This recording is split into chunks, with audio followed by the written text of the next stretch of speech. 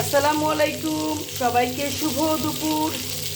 দেখেন কি কড়াইতে আমি মাছ ভাজছি, কড়াই না ঠিক, এটা একটা সেলি মনে করেন।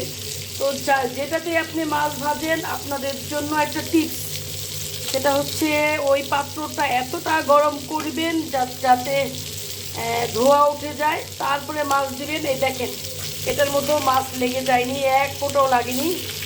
মাছ আমি উল্টে ফেললাম, এই যে গ্যাসটা আমি উল্টে ফেললাম, এই দেখেন দুটোই একসঙ্গে উঠে গেছে, বুঝে নেবার। আর অনেক সময় আমরা ননস্টিকি কড়াইতে ভাজি, এই ভয়তে মাছ লেগে যাবে, মাছ উঠাতে পারবো না। আসলে মাছ ভাজার, ননস্টিক হোক আর নর্মাল যাতেই আপনি ভাজেন, মাছ ভাজার একটা বড় টিপস হচ্ছে যেই পাত্রতে মাছ ভাজবেন সেই পাত্রটা যথেষ্ট পরিমাণ গরম করবেন। এতটা গরম করবেন যাতে ধোঁয়া বের হয়ে যায়, তখন আসলে ভাজলে মাছ উল্টাতে সমস্যা হবে না। এই দেখেন কত সুন্দর করে এই সিলভারের সেলিতে আমি মাছ ভেজে নিলাম, কারণ আমাদের এখানে গ্যাস থাকে না। যতটুকু রয়েছে অতটুকুর মধ্যেই আমি মাছ ভাজা কমপ্লিট করেছি।